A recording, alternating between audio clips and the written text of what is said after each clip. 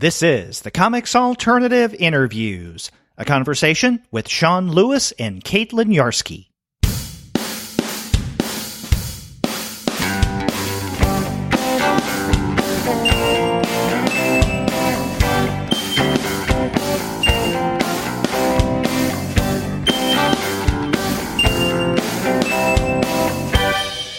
Greetings and welcome to another episode of the Comics Alternative Interviews. I'm Derek, and today I have the pleasure of talking with Sean Lewis and Caitlin Yarsky. They're the creative team behind the Image series Coyotes. The first issue of the second narrative arc will be released this coming Wednesday, August 15th, and I talk with Caitlin and Sean about how their story has developed across the first 5 issues and what we can expect in the series' next arc. But before we get to that conversation, I want to let all of you know that this episode of the Comics Alternative Interviews is brought to you by the great folks at Discount Comic Book Service. Go to their website, dcbservice.com, for all of your comics pre-ordering needs. There, you're going to find all DC, Marvel, Image, and Dark Horse titles at 40% off of the cover price if you pre-order.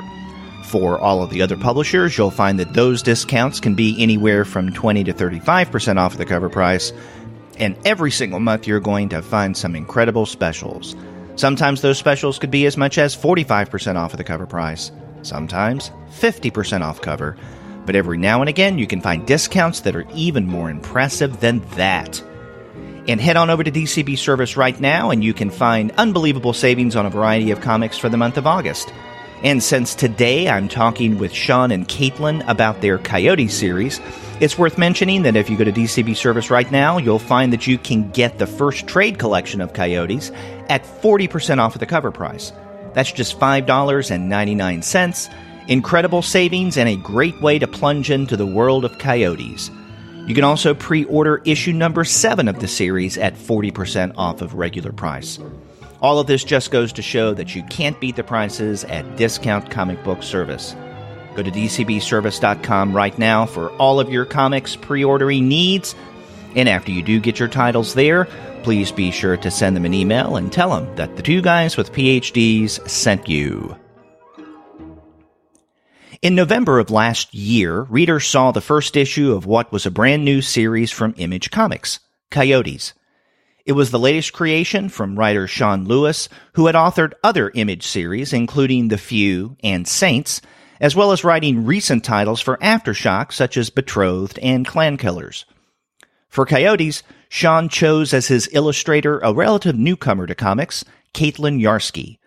While this is the first ongoing series where she provides all of the interior art, Caitlin's work is a standout component and, in many ways, primarily defines the tone and sheer impact of Coyotes.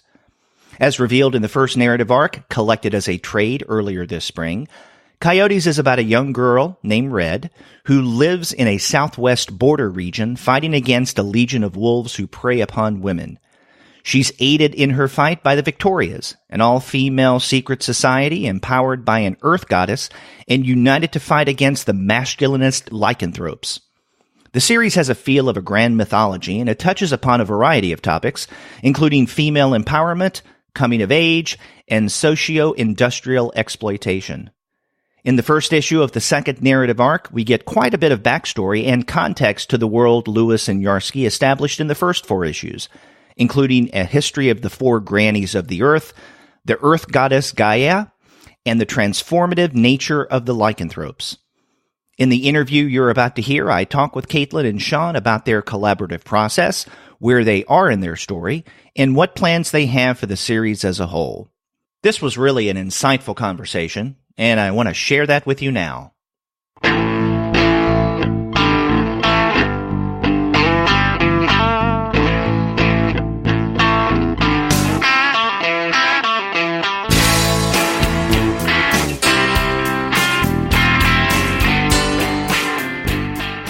I'm really happy to have on the Comics Alternative Sean Lewis and Caitlin Yarsky. They are the creative team of Coyotes, coming out from Image Comics. And in fact, the 5th issue of Coyotes, which will be released on Wednesday the 15th, is the beginning of the new narrative arc. And so I wanted to have Caitlin and Sean on the show to discuss that and then the series as a whole. Guys, welcome to the show. Thanks for having me. Yeah, thank you. And I guess a logical place to begin is by describing for those who may be uninitiated what Coyotes is all about. Sure. Do you want to take that, Kate, or do you want me to? Oh, you're the story man. Go for it.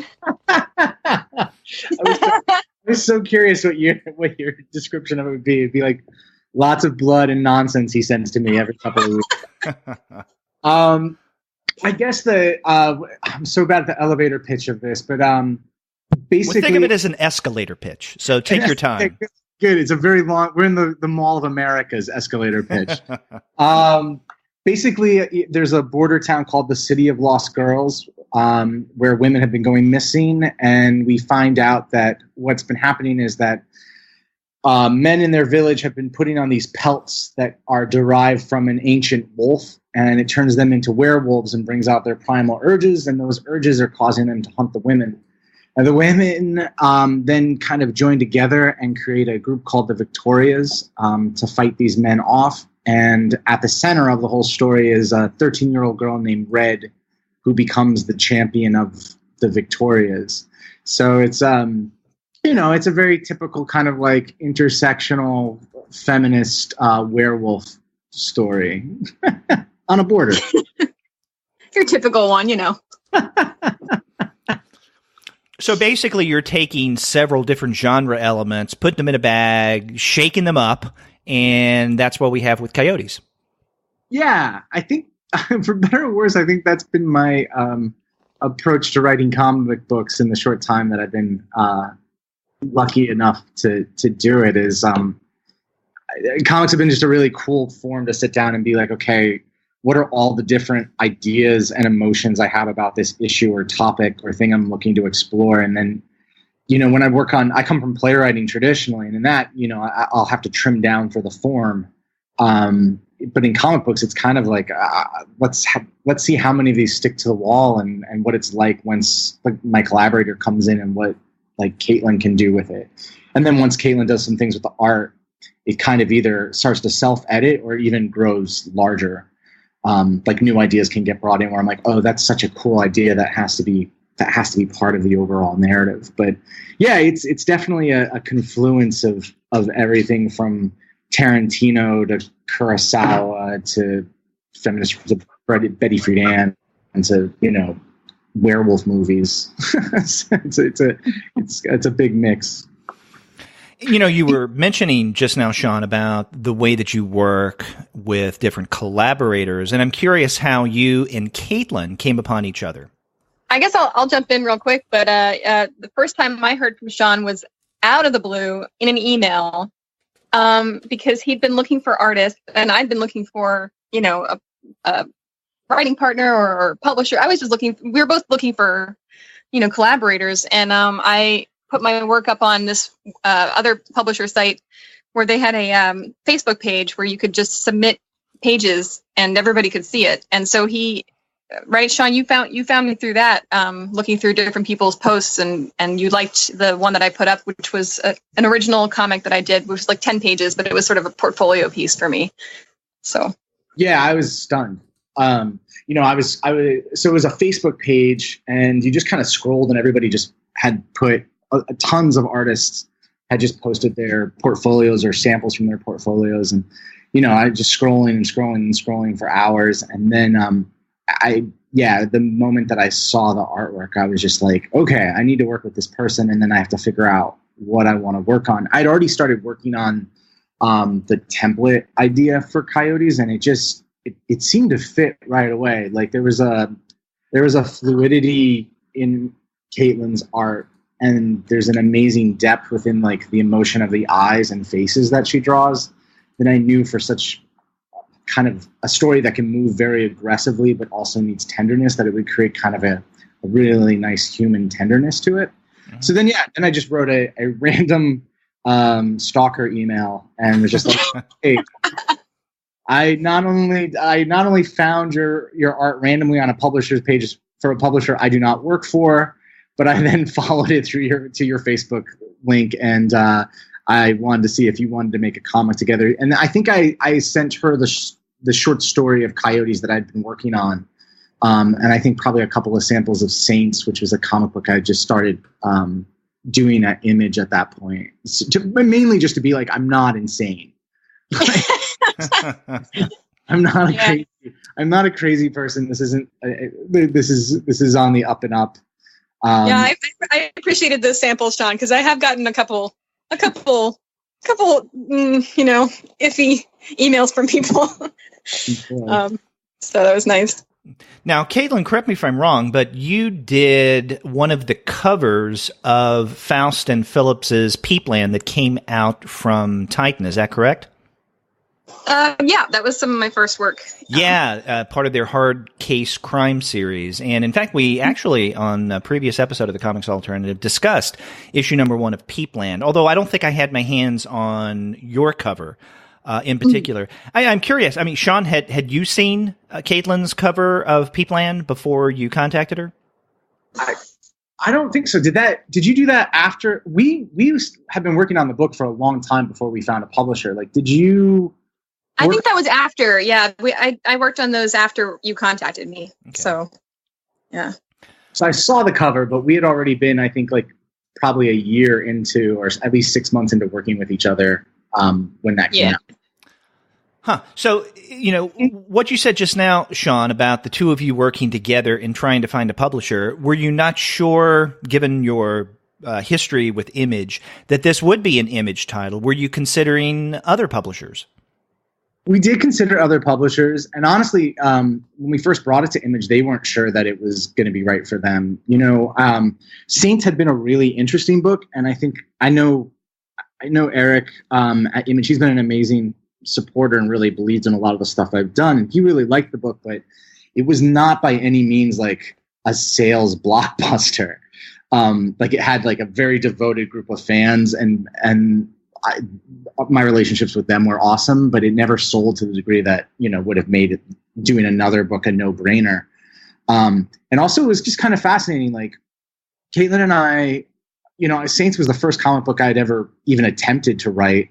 And I think Coyotes, outside of a little bit of hired work that Caitlin had, might have been the first comic book that you had been working on. Is that sort of right? It's definitely the first one that's been published for sure. I mean, I've worked on a couple other ones, but they never made it out there. So, yeah. But I think what ended up happening is, like, the more we started working together, we found a way to work together. And I think we were both, I'll speak just for myself, like my writing was starting to evolve in the form, and I started trusting myself even more and more and more. So I think that it got to a point where that and the art made it more of a no-brainer for Image, and something they were really excited in. The book just took, like, I think, leaps and bounds in between different iterations. Like, we had a whole different first issue of this comic book for, I think, at least a year, that then we went back and revised. It's kind of crazy. Yeah.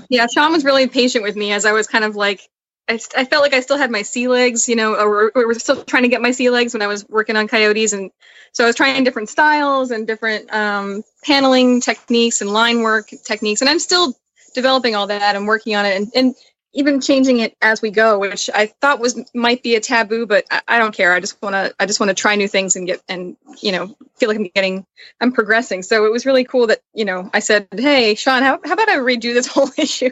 And he was like, are you sure? And I said, yeah. And I think I'm glad that we got to do that. So yeah, it was definitely the right decision. I just, knowing how labor intensive the art can be, I was just like, okay, if that's what you want to do, I'll roll with it. But it just kind of, I think I had a big amount of Catholic guilt weighing on me of like, oh man, she's going to have to do all of this. Now, you mentioned early on kind of a different iteration of the first issue of Coyotes than what we actually got. And I believe it was November of last year, correct, is when we first saw that issue.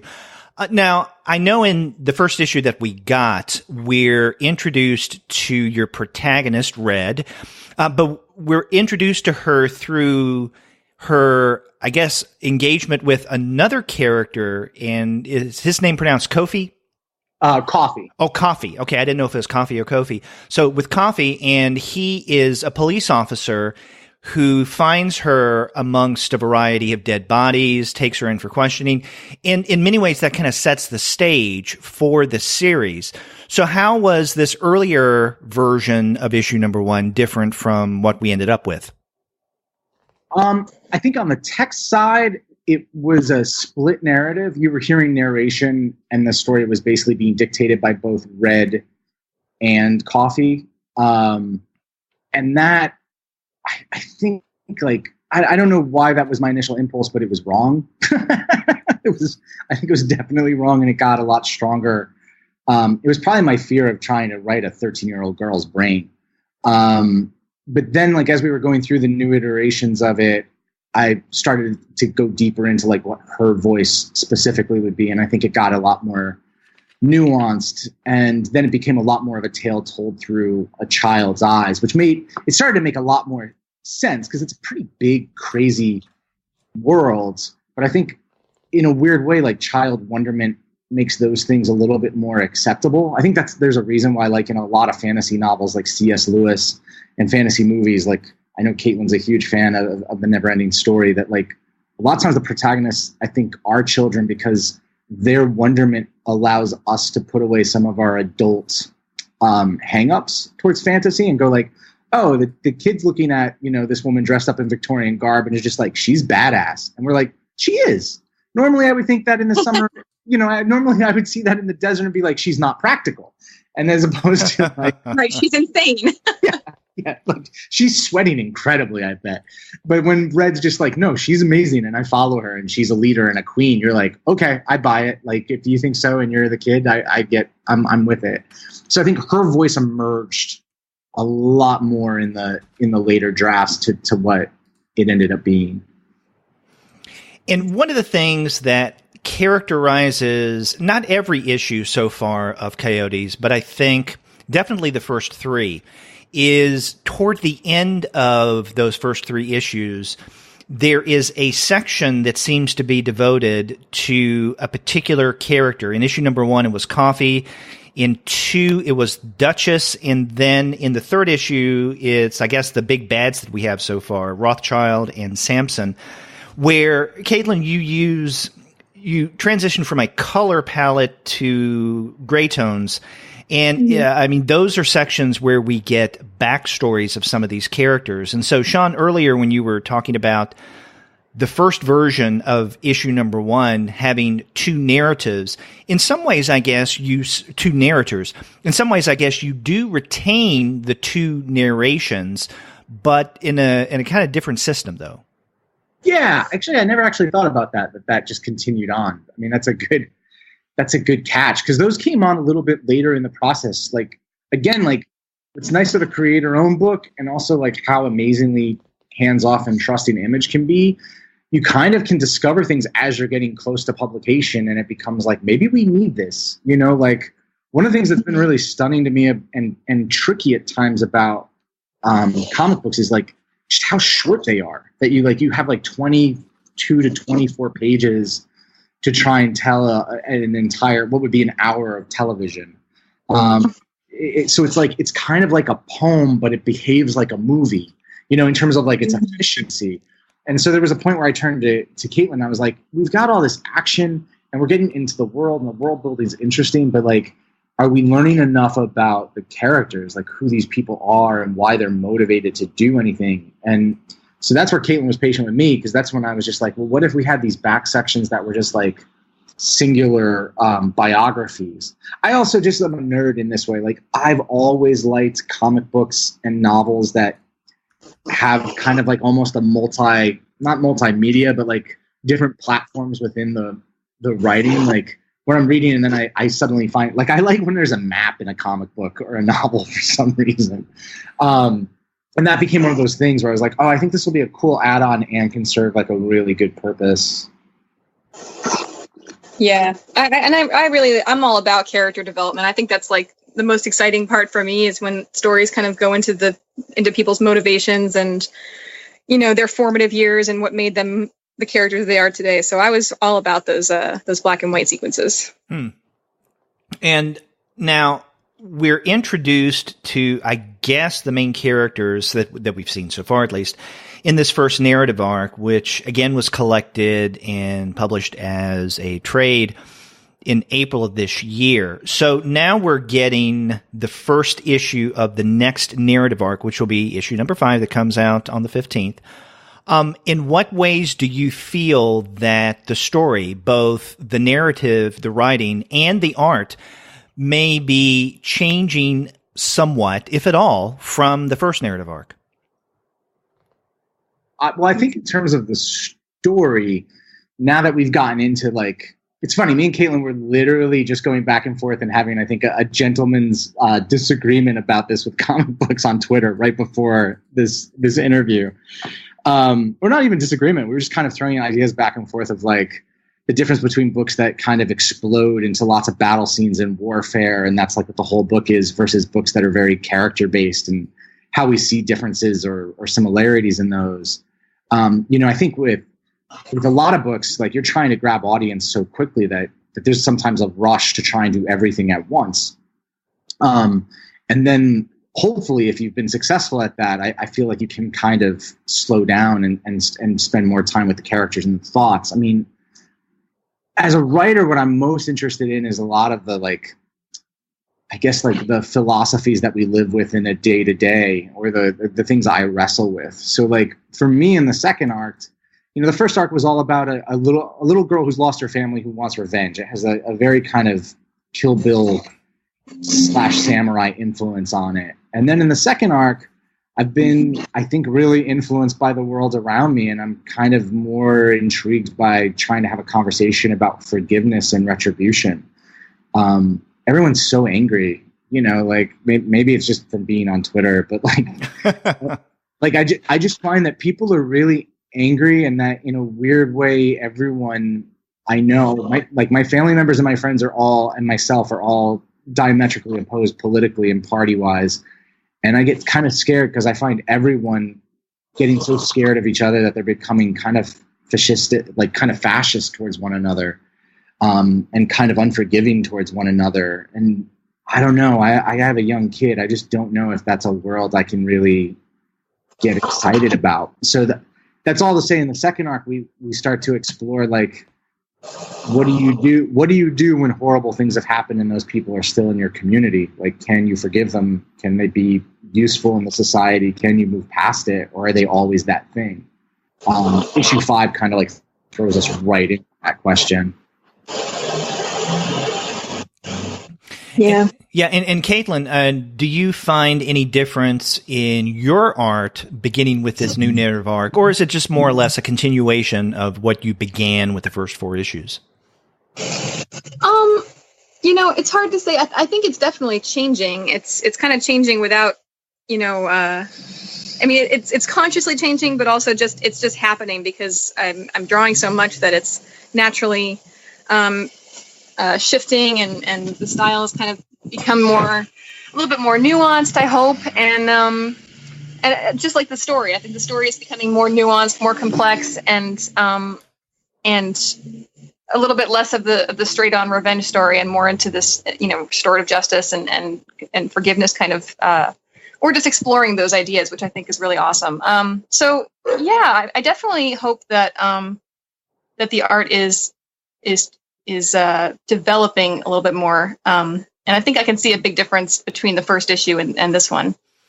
I know one of the things that really stands out about issue number 5 in terms of the visuals, and I found this quite striking. This is, I guess, about the middle of the issue. There is a 2-page spread. At this point, we're getting a lot of, in this issue, the backstory of this world that Red finds herself in, as well as others. And Caitlin, you have on this spread a tree that has a variety of different women sitting on its branches, and it's in a kind of purplish blue tone. And I found that spread quite striking. I think that was one of the visual standouts of issue number 5. Thank you. Another thing that I get as a reader from this first issue of the next narrative arc is context. And, both of you mentioned that the first 4 issues that makes up the trade, volume 1, is in many ways kind of a revenge story. We have a character, the protagonist Red, whose sister and then mother are killed. She's going out for revenge. And then we get little bits of information about the world that she lives in, right? The coyotes or the wolves, the pelts and the men and what all's going on with them. But when I first got the trade, again, back in the spring, I didn't know exactly what was going on, or I didn't feel that I had my hands solidly around the narrative context. I mean, I knew what was happening with the characters, but the world that they're a part of, I didn't get a sense of what it was. Reading this 5th issue, that's again going to be coming out on the 15th. This is where you do describe quite a bit of the context, because we have one of the abuelas, the southern group of grandmothers.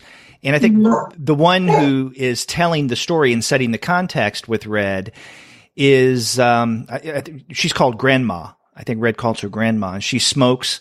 And then part of her smoking is, it's almost as if, and this is in the visuals, the story or the smoke that's coming out of her mouth is equated with the narrative that she's telling when she's giving Red the background information about what's going on with the pelts, the coyotes, the women, the significance of the grandmothers, and all of that. So by the time I got to the end of issue number 5, I felt much more confident that I understood what was going on within this world, and not just one or two particular characters. That's fair. I think that's kind of where we were too, right, Sean? I mean, I don't think we necessarily knew everything either. So this was kind of like us exploring and talking about what that backstory was. Yeah, I think it was something that came out in some conversations with people who had been interested in coyotes as a larger property, and then also conversations with Caitlin and I, where I would say something and Caitlin would be like, I didn't know that's what they did. And I started realizing, there's a lot that I'm still holding to my vest that I haven't been as blatant with. And I think that's also, it's a mix of two things. It's a mix of the way I personally like how a story can unfold. There's certain traditional storytelling structures that are less exciting to me, which sometimes can be frustrating to readers, because there's a vagueness sometimes I get excited by that I embrace. And I think also, like, coming from playwriting, in my brain, like, if this is all a 3-act play, we're basically just starting to come close to intermission. Like we're coming into like the second act right now. And the thing is like in a play, the first act, the first 35 to 50 minutes of a play, a lot of times you are just kind of like, here's a basic of the plot and where we're moving, but we're building a lot of character, we're building a lot of world, and then it usually coalesces around. I'm thinking about like traditional playwriting masters like William Inge and Tennessee Williams, that it's really by the time you're hitting intermission that you're like, oh, all of those things they were talking about in the first scene about this job that Tom has and how he's watching people dance. I'm quoting Glass Menagerie. He's watching people dance at the nightclub across from them, like, for like tons of these scenes in the first act, you're like, what is this all about? And then you start to realize as you're hitting intermission, you're like, oh, he's going to leave. He's got some desires, both sexual and for his own life, that he hasn't been able to ever deal with. And so I think it's a bit of both. It's me learning like, oh, I can get to these things and the audience wants these things sooner. There's also a part of me sometimes who's like, I also think the audience can be patient sometimes. And enjoy the ride. So I think I'm constantly in a wrestling match between those two things of like, I think the audience, you can wait and it'll really pay off when it really pays off. And then there's times where I'm like, and I also don't have to be like so obnoxious to keep it from you for such a long time, and I think that's kind of the give and take where I'm at with the stuff that I'm creating probably. Yeah. And I think, like, I don't know anything about playwriting, but I was talking to Sean earlier about like how, it reminded me a little bit of like some of the best anime that's out there. I like that in, stories like Evangelion, for example, you are just thrust into this world and you're just like, what the hell is going on? But you go with it because it's a really interesting plot or character. And so you kind of keep going, and very little by little, they start revealing things about the world and about the backstory. And I think that's intriguing. Yeah, I also probably read way too much like Alan Moore Swamp Thing when I was young, where I would pick up issues from my uncle. And honestly, like, there's a lot of times where I'd read like 10 in a row, and I'd be like, I don't know what the hell is going on. Like, he was a person and he killed a person. He's got a wife, but he's a Swamp Thing. And like, but I was like so amazed by the world. And then I would get to issue 11 and all of it would come together. It'd be like, this is the payoff of everything that's happened. And I'd be like, oh, this is like the greatest thing I've ever read. It demanded some of my patience, but its payoff is so great. I mean, not that I'm Alan Moore, but I think aspiring to be Alan Moore is probably something I'm definitely interested in. And on the flip of it, there's times where I've picked up books and I've been told like, this is like the greatest first issue ever. And I'll read it and it's a great first issue. But then I'll notice like I'll pick up the second or the third, or I'll read the trade. And sometimes the first issue is so perfect and summed up everything so perfectly that in the next 2 or 3 issues, I'm like, yeah, I already know all of it. Like, there's nothing new now for me. Like the discoverables are kind of gone. And I'm not as interested in that. Mm-hmm. And, as I was reading issue number 5, I was thinking it's probably a really good place, the beginning of the second narrative arc, that you really plunge into the context of the narrative world that you've created and where Red finds herself. Because if you had done this, I was thinking, in either issues 1 or 2, then, readers may feel that the beginning of the series was a little too exposition heavy, that you were kind of showing all of your cards early on. You were throwing everything out toward the beginning, and that can be a little top heavy. But having in the first 4 issues, again, the first trade arc, us following Red and seeing what's going on with her, maybe not sure of what's going on in the larger world that she's a part of, then introducing that at the beginning of the second arc just seemed to make sense to me. I'm glad. I mean, that was definitely the goal. No, I appreciate that. I mean, the hope was always that we could spend the first 4 issues getting people to fall in love with Red and making them want to actually join up and become a Victoria, so that when we got deeper into the plot, you really had somebody you understood why you were rooting for them, and now their struggle just made them that much more full. Mm-hmm. I want to make a comment again about issue number 5, but I think you can say this about the previous issues. Caitlin, your interior art, I think, is outstanding, but what I would say in terms of your covers, it's outstanding plus. I mean, they are quite striking covers, and I'm looking at the front of issue number 5, where you have, and I don't know, do we know this character's name? She is the leader of a group of women who seems to be a little more empathetic to the men, or a little more justice conscious. Yeah, her name's Olive. Yeah, Olive. Okay.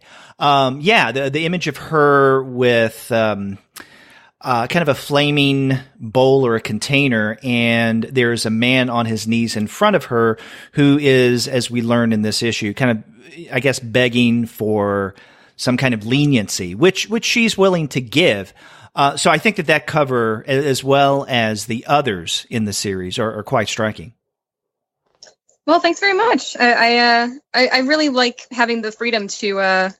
I mean, that's the biggest thing I appreciate about this series and working with Sean and working with Image is I have so much freedom. It's insane. Like, I get to do whatever I want that I'm excited about. So I'm like, I'd love to do a cover with like oil painting, and they're like, go for it. And I'm just like, all right, cool. And it exercises that itch to paint that I don't really get to put to use in the interiors.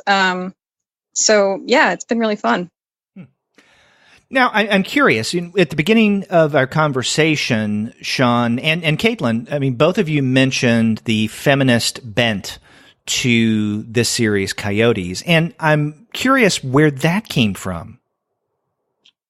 I don't know. I mean, obviously the moment that we're in right now, it's a huge topic, but I mean, we'd started the book, I think, roughly in like 2015.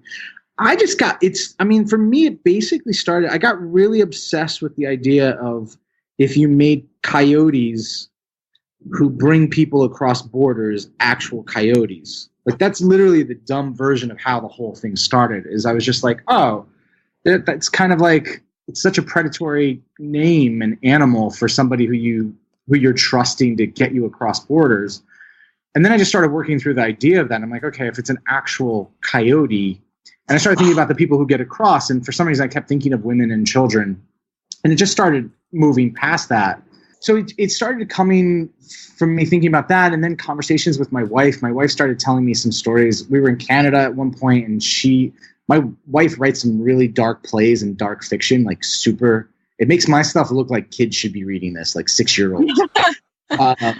And she was telling me stories about Inuit women who go missing along the Trail of Tears.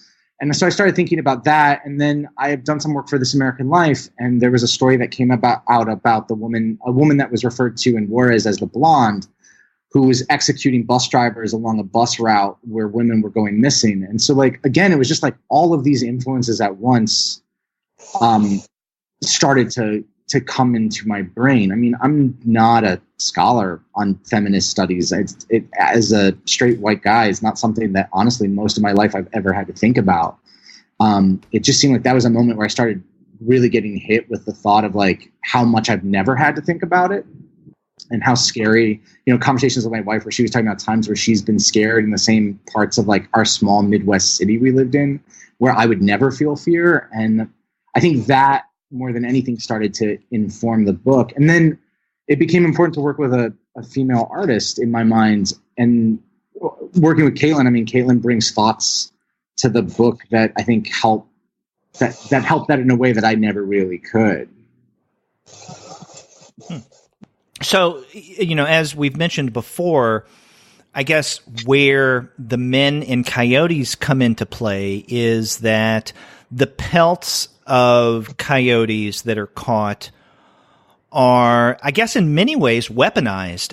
They are given to the men, and then, and tell me if I'm correct here, if I'm reading correctly, the men who get the pelts then become coyotes themselves, even maybe against their own wishes. Yeah, it's basically like there's certain sequences where they're picking up people who are on parole from prisons and don't have other options, and so they'll put the pelts on them. And yeah, once the pelt is on their body, they transform. And what we start learning in 5 is some of the men who do actions when they have the pelts on, they blame it on the pelt, which is also something I just took from historical. There's a lot of like things from like the 15 and 1600s in Europe of people getting tried for like mass murder in certain countries, or murders, or not mass murder sometimes, but just a regular murder. And they would claim to be a werewolf, and they'd say like, I put on this mystical pelt and it turned me into a monster, and that's when I killed this guy. So you can't really blame me. It was the pelt. And so I just got kind of fascinated by these like actual, cases that happened, and started thinking about using that as a means within the story. Did you have in mind in any ways, when you were setting this up, the Native American myth of skinwalking? I don't actually know it. And basically, it is the ability to take the skin of a particular animal, wear it, and then, in essence, that person then becomes the animal with their particular powers. It definitely fits. It's not something I knew of at the time of writing it, but I think I definitely was interested in things that I'm interested when people allow themselves to become primal. Like whether it's like, people having alcohol and like, I remember even when I was a kid having like relatives getting drunk at parties and being like, it's just your true self coming out. That being kind of terrifying as like an 11 or 12-year-old, thinking that everyone was living as a false self until they were trashed. But also like, as we're seeing right now with people who are getting, within the Me Too movement, like people of power, of like how power can also create a lack of consequence that creates like a primal action, a lack of care. I think that became interesting for me, is like, if you were given a thing that gave you no consequences, what would be your instinctual thing to do? Mm-hmm. And then we're introduced in the first narrative arc to these aforementioned figures, Rothschild and Samson, and they become, I guess, a more formalized, even as I used the term earlier, weaponized manifestation of these pelts. Now, we don't see them in, at least directly, in issue number 5, but I'm assuming that these two characters that seem to be behind the machinations that's going on with the Coyotes and the pelts, I'm assuming we'll see more of them in the issues to follow, right? In this arc, probably not as much. You know, the Adlin laboratory gets destroyed basically at the end of issue 4. I mean, in my brain, there's like an endless amount of stories that we could tell with this. I mean, I've said many times I'm willing to do this book as long as Caitlin is, which, you know, obviously puts a lot of pressure on Kate. But I'm also willing to walk away from it whenever she is. So it's right now kind of picking where are the places within the stories that we want to go. I know where we're both interested, it seems like right now, is, you know, that war profiteering story. And I think the first arc we were much more interested in I was more interested in some of the war profiteering. You know, I had done theater in some kind of more third world countries, and I would constantly be fascinated by Western influence there, and also stories from people in those locales about how they would often be places where they would test out things. And I think in this arc, we're both, I think, more interested in like what is the greater mythos and kind of like the greater universal truth. Like we've had a whole arc of this kind of men hunting women and women fighting back through revenge, you know, motif, where I think in this arc there's a lot more exploration that's focused on, you know, community building. Like the profiteers came in and messed up your community and got you to fight against each other. Like, is there a way that after something that horrific that the community can build itself back up again is much more, I think, what we're interested in this arc. Are we going to see more of the character Coffee in the second arc? Yeah, definitely. He might even fall in love. We'll see. He's I like Coffee a lot. You know, I've always described him as in any other book he would be like the Frank Miller police officer who gets everything done. It's just he's the Frank Miller police officer in this book where everyone tells him to sit in the corner. Yeah, that's one of the things I got from the first 4 issues is that, and especially with issue number 1, he is a character who seems to get things done and wants to get things done, but because he is a man, he's kept at arm's length with Red, the Duchess, and other female characters that we get. So he seems, I guess, more ineffectual than anything. Yeah, I don't know why I was really drawn to that. I think I've just seen so many stories of the hard-nosed cop, you know, who's just tough and has lost his family and does everything, you know, he does what a man does, and that's like his thing, and it's always likable. Like I like those characters when I watch those shows. It's just like in this world that we've created, like him being a guy who can throw people up against walls and like fire a handgun is like completely useless. And I just thought that there's something really interesting about that. I think that it's also a moment that I think a lot of men are probably going through right now, where it's like everything I grew up being told by movies and television and my parents and school that said that like this is what makes you a strong man and powerful and useful. The world is quickly transforming in a way where it's saying like we don't care about as many of those things anymore. Like we just don't think that that's actually valuable, and I think that that's tough for a lot of people. It just became a way of kind of exploring that. Now, Sean, with your previous series, I know that The Few was 6 issues long, and then Saints, if I'm not mistaken, was 9. Is that correct? Yep. Do the two of you have kind of an endpoint or a set number of issues? Or, as you were suggesting earlier, are you willing to just go with this as long as it comes out? I'll let Kate answer that. Well, I don't know. I mean, it's kind of up in the air right now. I don't think we have a necessarily set thing. I think we were initially thinking that the second arc might be the last one, but we are definitely open to considering what would happen after that. So it's kind of up in the air.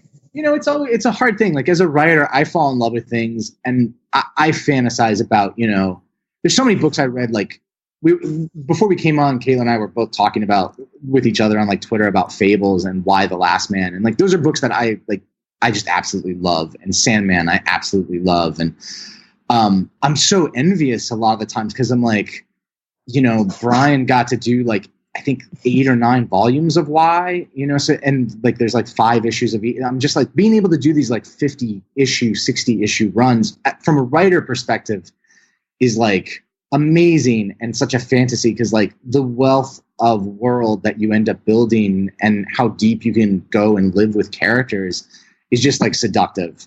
At the same time, like it's a marriage, and with your collaborator, especially on these books, and like trying to find ways that it's still exciting for like Caitlin to do it, and also that like it's still financially useful for both of us to do it. Like those definitely play on it. Like as a writer, I also, during this entire period, I can take on other writing projects because the work I'm doing is less time, obsessive.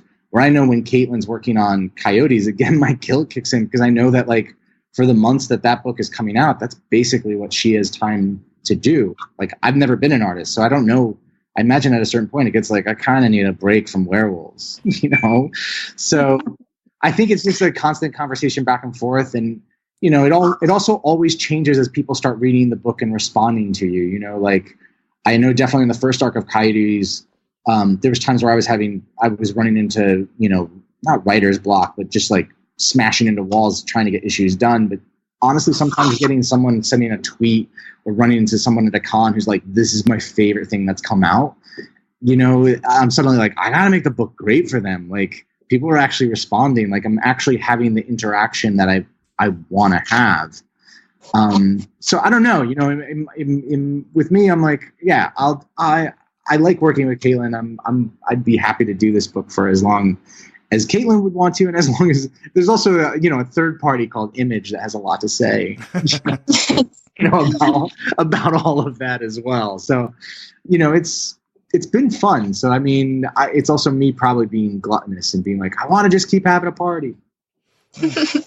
Well, Caitlin, do you find the schedule in terms of the art a bit of a challenge? And maybe another way of asking that question is, do you appreciate the kind of breaks that you guys are apparently setting in between narrative arcs? I definitely appreciate the breaks in between. For me, it's more just like learning how to manage my time, because I definitely could have started earlier with this second volume, like while we were on that break, and made it a little bit easier on myself. But instead, I kind of spent a long time on issue 5, and now I'm kind of realizing that ramping up is necessary. So I'm also kind of like, I know that a lot of people in the industry have to learn how to work at that kind of pace, month to month. So it's good to know how to be time efficient and also try to maintain the quality that you want to put out there. I definitely think for the next one that I would want a good long break to be able to, work on every issue at the pace that I really want to. Mm. Now, I've talked with a number of image creators in the past who have told me in one form or another that while they wanted to go forward with the series, it really wasn't selling. They weren't doing as well. Image wasn't doing as well. So they had to come up quite quickly, if they didn't already have one, a backup plan, and end the series sooner than they thought. Now, both of you mentioned that you don't know how long yet Coyotes will go on for. It may go on, for just one more narrative arc. It may go on, for quite a while after that. Do you have, let's say, a particular endpoint that you can get to any number of ways, either in the long term or shorter, or are you not yet sure where this narrative will end up? I think it's more of, it's not the type of thing where we're like, it's not like a Lord of the Rings type thing where I'm like, the story has to end at the moment that the 3 rings are put together. I'm going to probably butcher this and get hate mail. I don't know Lord of the Rings too well. But it's not the type of thing where it's like, oh, there's this huge treasure at the end of our book, and when the treasure is grabbed, you know the book is over. And so it's like, and we need 55 issues to get to the treasure, right? Like I'm not plotting out something like that. It's more of a Bildungsroman where, in my mind, the book can go for as long as Red continues to grow and change. And with each arc, I'm trying to say, like, she's going to go through a huge change in her life in these 4 issues. So that when you get to the end of those 4 issues, if that is where we end, it should feel like, great, I'm leaving her at this point in her life, and I believe she's okay, and she's learned these lessons. Or if we want to continue on, we can say, like, okay, the first arc, this was her growth from girl to, you know, adolescent, or to teenager, or to adult, or to whatever. And then, like, the second arc, this happened, and now the third arc, these are the life challenges and changes that she's going to go through in this. I think it's more of a character-based arc in Red as opposed to a plot-based arc, which I think gives us a little bit of leeway in terms of how long we'd like to go with the book. Huh, okay. And this next narrative arc that you're starting, it could be 4 issues, or could it be more than that? It's going to be 4. Okay. Yeah, we have to tell Image way in advance so that they know what to say on the trade. So yeah, it's 4 issues that we've plotted out and figured out where these 4 go. Okay. Now, you know, Caitlin, I'm aware that from everything I've heard, and because I don't have firsthand experience with this, that illustrating issues is more time consuming than actually writing them. And I'm wondering if you have enough time to be working on anything else while you're illustrating Coyotes. No. It's a pretty intensive thing. It's you know, like right now the pace I'm working at is, I mean, a page to pencil and ink a page might be about 12 hours. And there's, you know, I can squeeze in some freelance here and there, but nothing as intense as illustrating another book. I would want to, I think, but it just takes a lot of mental energy as well as time to work on one thing, you know, the way that I work anyway. I mean, I'm sure that there are some ways to do it that you can work on multiple books at once, but I haven't figured out how to do that with, you know, the style that I work in. So it's basically one story at a time for me. Okay. And Sean, I know that right now you have, I think, 2 titles going on at Aftershock. Is that correct? Clankillers and Betrothed? Yeah, we just finished up Betrothed, and Clankillers is going into the second issue comes out this week. Okay. So now I'm curious. I was asking you earlier about the choice of going with Image with Coyotes. And you had those earlier Image series, The Few, and then Saints. What was it about Aftershock that drew you? And along with that, maybe you could tell us a little bit of some of the differences, if any, about writing for Aftershock that may be completely different or somewhat different from Image. Sure. Well, the reason I ended up writing for them was because of Phil Hester. If people know him, he's a comic book writer and artist, and he's based in Iowa. I recently just moved from Iowa City to Albany, New York. And so in Iowa City, there's not a lot of us who work professionally in comic books. So we see each other at most of the local cons all the time. It's basically like me and Phil and Andrew Gillespie and like Eric Gatzker. And so I would see Phil. Phil had I think I had seen him at a con, and he was working on Shipwrecked, and we got talking about Aftershock. And he was just like, yeah, I'm having a really good time with them. You should reach out. Mike Martz is the editor-in-chief, and I hadn't worked with an editor before. And there was a part of me that was like, maybe there's some things I can learn from working with an editor, and we'll try this. I mean, the differences, are it's still creator-owned. I do have an editor, though the editors are primarily hands-off. They give a couple of notes on script. They find the artist and the rest of the team. So that's interesting, because like with the Image books, you know, I knew Ben Mackey because he was in Iowa with me, and we had been working on theater projects together. And then I found Hayden, and I found Caitlin. And with The Few and with Coyotes, you know, there was a lot of getting to know each other through email and Skypes and phone calls to kind of learn about the book we wanted to make together. where with Aftershock books, there's been more of like learning it as I go with the artists. You know, one of the artists I'm working with is in Italy. That actually has worked out really great. Me and him have like, even with language barriers, like we've learned how to work with each other pretty fast. Like I think we get what each other is trying to do. Mm-hmm. It's shorter, you know, like one of the things I like about Image is like, if Caitlin and I need 24 pages or 30 pages or 22 pages, it varies. Where everything I do at Aftershock, it's like it's going to fit in 20 pages. And that's been, you know, it's probably a good lesson for me to learn. It's definitely been challenging for me to go like, okay, in 20 pages, I need to build character and have a fist fight and, you know, like all of this stuff going together. I mean, I very much, Aftershock's been really great to me. Image, I think, old school Irish family, I just have a lot of loyalty. They took chances on me when nobody did. Image feels very much like home. I also really admire what Aftershock is doing and a lot of the creators that they're bringing in. I mean, that was part of the excitement for me too, is I saw some of the other writers that they were doing books with, like Donnie Cates and Zach Thompson, Elliot Rayall, and I was just like, oh, these are guys whose books I think they're doing really interesting stuff. So this seems like a good point to do a book over here that I might not be able to do at Image. So yeah, I mean, they're definitely very different versions of creator-owned companies. Mm-hmm. Yeah, I remember when Aftershock came on the scene, 2 or 3 years ago, it just struck me as, I guess, a publisher very much in the sense that Image was, or in another way of looking at this, is picking up some of the slack from what we used to have with Vertigo, right? And, sure. and that seems to be where Image is going now, because many of the Image titles, and I think you could say the same about Aftershock, have maybe to some degree, not completely, kind of a Vertigo-esque feel to them.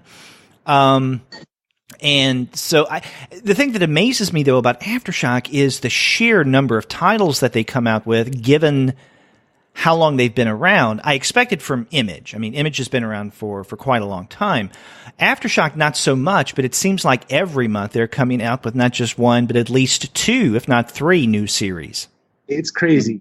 I think it's crazy. I saw them all at San Diego Comic-Con and hung out with the entire staff. And I think I'm sure they were tired of me constantly going like, you guys are crazy.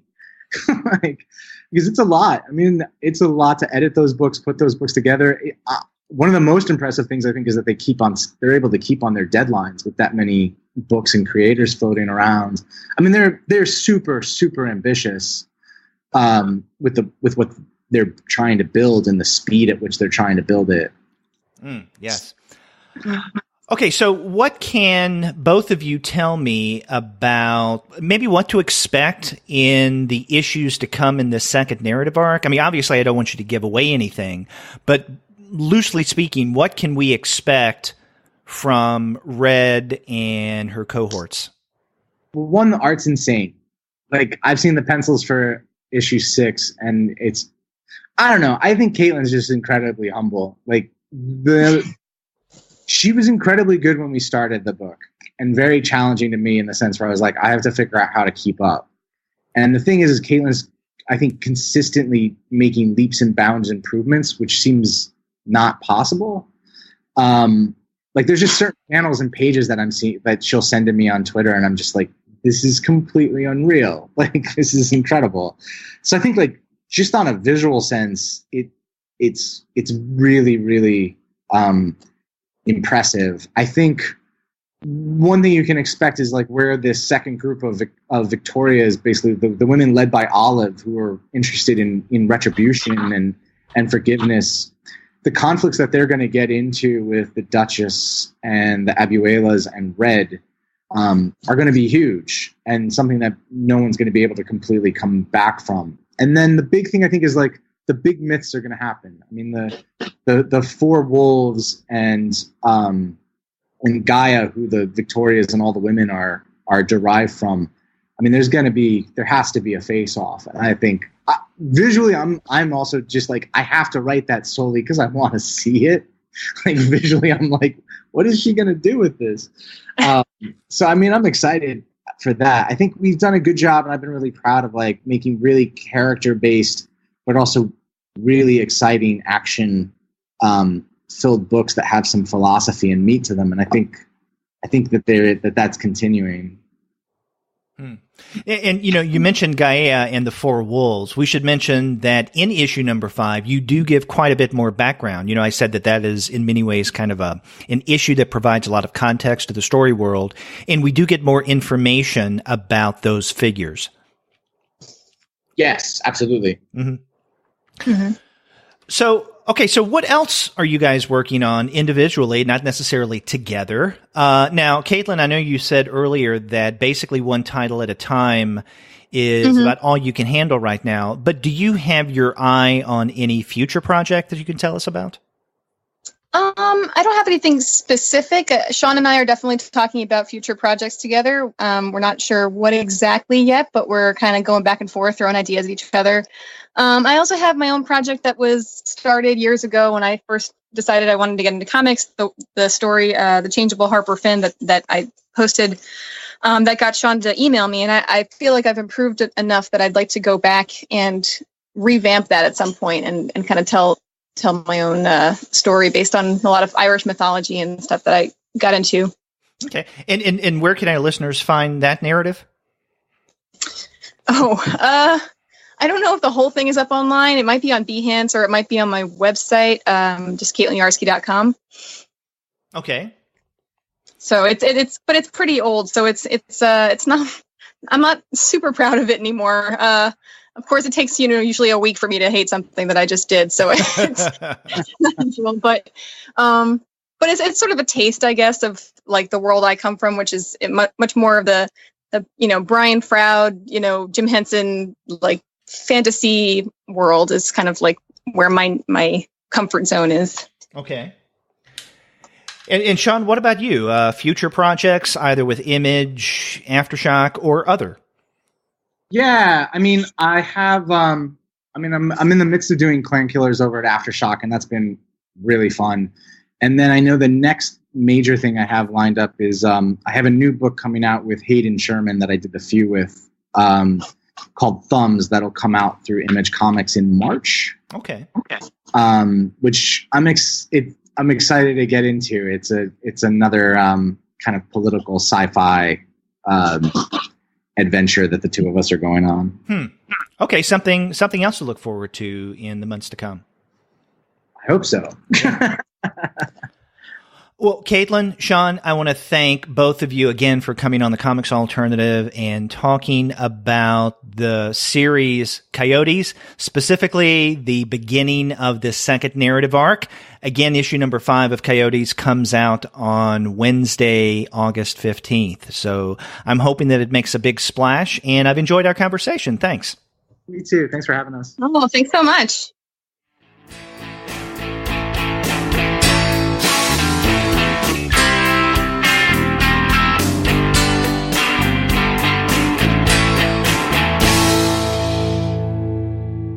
Once again, I want to thank Sean Lewis and Caitlin Yarsky for coming on the Comics Alternative to discuss their series, Coyotes. The first issue of the second narrative arc comes out this Wednesday, so be sure to pick up this issue and, if you're not already, get immersed in the mythical world that they've created.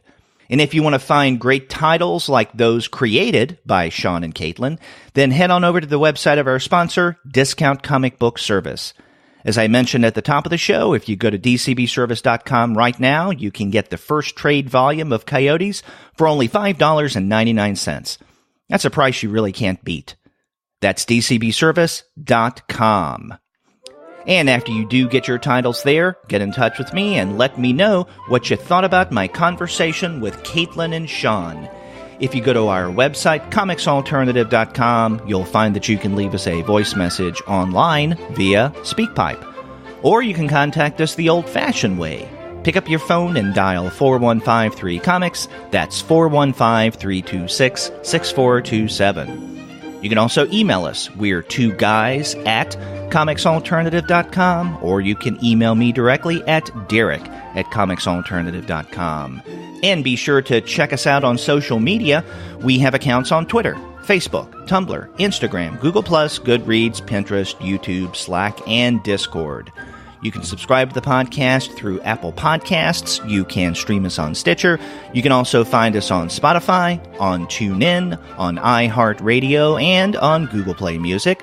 But you can find every single one of our podcast episodes, as well as the reviews and comics-related commentary that we post on our blog, simply by going to our website, comicsalternative.com.